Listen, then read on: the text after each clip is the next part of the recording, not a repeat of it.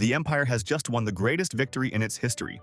The enemy capital has fallen, Republican forces are collapsing, and peace finally seems possible.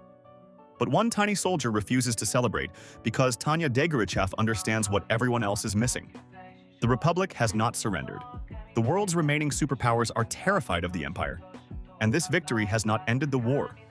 It has united almost every major nation against them. Even worse, somewhere across the ocean, a grieving girl named Mary Sioux is preparing to hunt Tanya down. She has divine power, her father's hatred, and the support of the same god Tanya has spent her entire life defying. But to understand why an international war has become a personal argument between a child soldier and God, we need to go back to Tanya's first life. Before she became the devil of the Rhine, Tanya was a ruthless Japanese salaryman.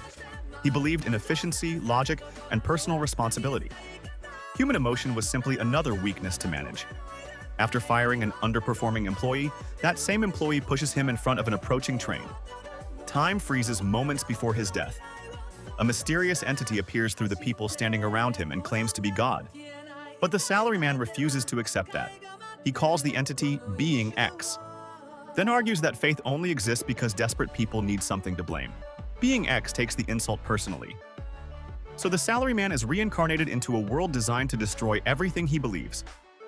He becomes Tanya Degurechaff, a poor orphan girl born into a continent resembling World War I, except specially trained mages can fly through the sky and unleash attacks powerful enough to replace artillery. Being X expects poverty, weakness, and constant danger to force Tanya into genuine faith. Tanya responds by treating reincarnation like a hostile corporate transfer.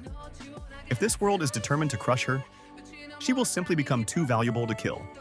Tanya possesses exceptional magical ability, and after studying her limited options, she concludes that the military offers the safest path out of poverty. Her goal is not glory, it is not patriotism, and it is definitely not protecting innocent people. Tanya wants to perform well enough to earn promotions, then secure a comfortable position far behind the front lines. There is only one problem: she is far too good at war. At just 9 years old, Tanya is deployed as an artillery observer when the Entente Alliance attacks the Empire's northern border. Ordered to delay an enemy Mage battalion, she holds her position alone and survives with devastating injuries. Her reward is the Silver Wings Assault Badge, one of the Empire's highest military honors. Tanya wanted a desk.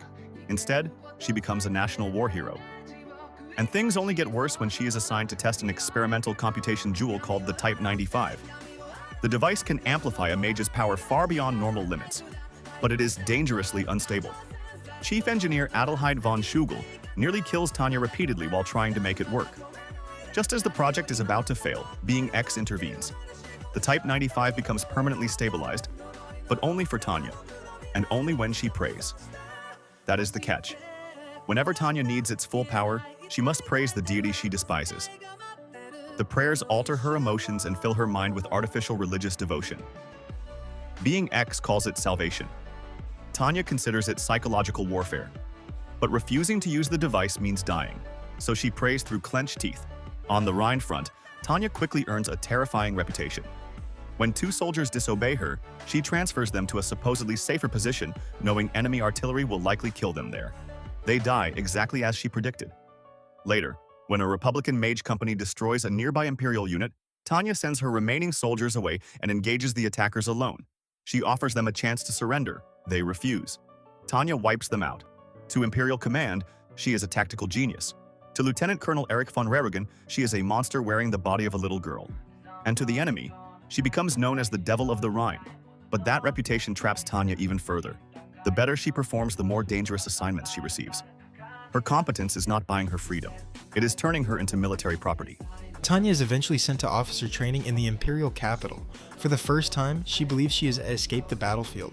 At the academy, she meets General Heinz von Zatour and explains that the Empire's growing conflict will eventually become a world war. The Empire is surrounded by hostile nations. It cannot afford a long war on multiple fronts. Tanya proposes using highly mobile mage units to strike critical targets, reinforce collapsing positions, and destroy enemy command structures before slower armies can respond. Zatour is impressed. Tanya assumes her brilliant report will earn her a safe strategic position. Instead, Command orders her to create and lead the very unit she proposed, the 203rd Aerial Mage Battalion.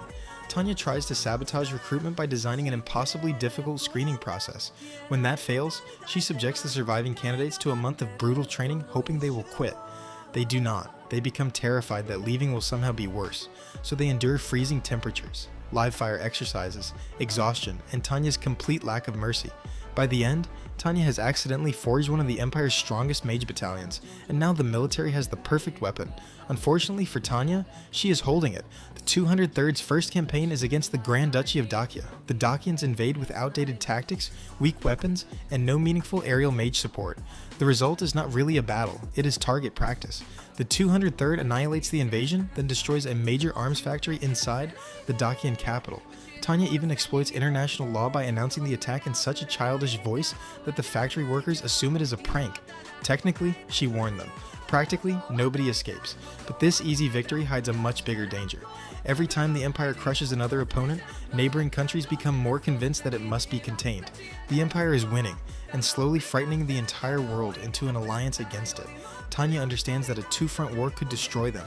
Imperial Command responds by sending her north. On the Entente front, Tanya's battalion rescues struggling Imperial forces and destroys an allied kingdom observation post, studying her abilities. The Empire then prepares a major amphibious assault against the heavily defended Orsay Fjord. The 203rd is ordered to clear the way. Defending the fjord is Colonel Anson Sioux. Before leaving for the supposedly quiet assignment, Anson says goodbye to his wife and daughter, Mary. Mary gives him an engraved rifle as an early Christmas present. During the battle, Anson's Mage Battalion fights desperately, but the 203rd tears through them. Tanya personally drives a bayonet into Anson and sends him falling into the sea. She takes his rifle as a trophy without knowing where it came from. To Tanya, it is just useful equipment. To Mary, it is the final connection to a father who never returned, and that detail becomes very important later. The Empire now prepares an enormous counterattack against the Francois Republic. Operation Revolving Door begins with a fake retreat from the Rhine. Republican forces rush forward, believing the Empire is collapsing, but the abandoned positions are filled with explosives. At the same time, Tanya and the 203rd are launched deep behind enemy lines using experimental rockets. Their mission is to destroy Republican headquarters and communications. It works. The Republican command structure collapses. The explosives detonate across the front, and Imperial forces close the trap around the confused enemy army. But during the final phase, the 203rd is ambushed by allied kingdom mages. Leading them is Anson Sioux. Now strengthened by being X, Anson pursues Tanya through the sky, driven by grief and divine power. Tanya stabs him again, but being X takes control of Anson's body, allowing him to overpower her. Victoria Serebriakoff intervenes, giving Tanya enough time to empty an entire magazine into him at point-blank range. Mortally wounded, Anson triggers an explosive in one final attempt to kill them both. Tanya and Victoria barely survive. This time, Anson Sioux is truly dead, but the consequences of his death are only beginning. Operation Revolving Door destroys the Republic's army and allows Imperial forces to occupy Paris. Everyone believes the war is over. Tanya does not. She realizes the surviving Republican leadership is escaping by sea and asks permission to destroy its remaining military forces before they can reorganize. Command refuses. They want peace, they want celebrations, and they do not want their greatest victory ruined by the warnings of an 11-year-old officer. Tanya's prediction proves correct almost immediately. The Republic forms a government in exile in North Africa. The Allied Kingdom, the Russian Federation, and the Unified States begin cooperating to contain the Empire. The war resumes across multiple fronts, and Tanya is deployed to the southern desert to fight the newly formed Free Republic.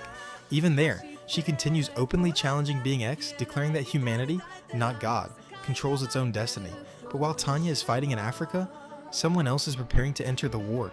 Mary Sioux has lost her father. She believes Tanya Degurechaff is personally responsible, and she is not entirely wrong. Now living in the Unified States, Mary joins the military to avenge him. Being X grants her extraordinary magical power, turning Anson's grieving daughter into the next weapon aimed at Tanya. So before Season 2 begins, here is where everything stands. The Empire has defeated the Entente Alliance, occupied Dacia, and nearly destroyed the Francois Republic. But instead of creating peace, those victories have united the world against it. The Free Republic continues fighting from North Africa. The Allied Kingdom is actively supporting the Empire's enemies. The Russian Federation represents a massive new threat in the east, and the Unified States is entering the conflict. Tanya still wants a safe position away from battle, but she is now one of the Empire's most famous and valuable soldiers. She commands the elite 203rd Battalion. She possesses the Type 95, a weapon that forces her to pray whenever she needs its full power. Being X is still determined to break her atheism, and Mary Sioux is coming for revenge. Tanya began her second life believing intelligence and efficiency could protect her from suffering. Instead, every intelligent decision has pulled her deeper into the war. Every victory has created another enemy, and every attempt to escape being X has given him another reason to escalate. The Devil of the Rhine has survived armies, artillery, and divine intervention. But the next phase of the war will not be fought against one collapsing nation. It will be fought against the world, and Tanya's war against God is about to become far more personal. But Tanya is not the only character entering a new season with the entire world turning against her, because in another story, the strongest sorcerer has been sealed. Curses have taken control of Japan, allies have become enemies, and after the Shibuya incident, nothing is the same. Next we are recapping Jujutsu Kaisen Seasons 1 and 2, everything you need before Season 3.